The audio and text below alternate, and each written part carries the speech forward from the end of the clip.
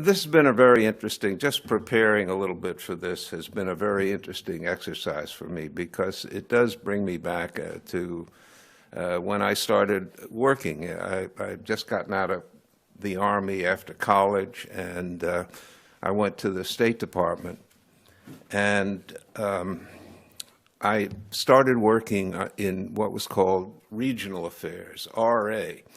And RA had Europe and Scandinavia. So the first thing I did was file some bunch of papers on Scandinavia.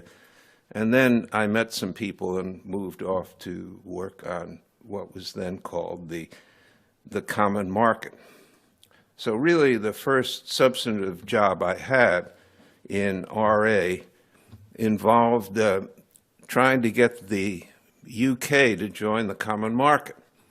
Seemed like a really important thing, and one of the things that I noticed, and I'm going to try to talk today a little bit about the famous dog that didn't bark.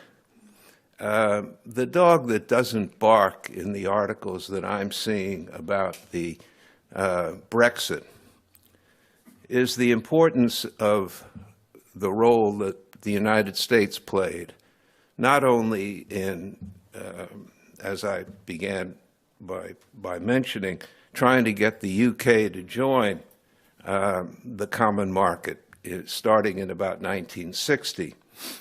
But the whole formation of these European organizations, I was just reading upstairs the little blurb on the OECD, the Organization for Economic Cooperation and Development.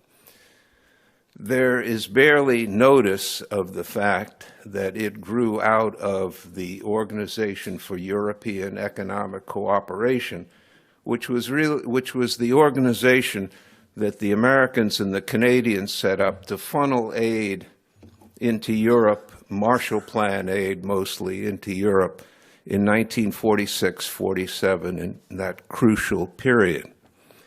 And the thing says European statesmen wanted to do this. That's very nice, but from my perspective, there was an awful lot of American push behind this. And I'm not sure, maybe because, I was a little bit involved in it, I'm not sure that any of this would have happened had the United States not been intent on seeing the Europeans form these organizations which were supranational. We were always afraid. We envisioned a Europe where all these countries were involved in rivalries and might be picked off one after another by the Soviet Union.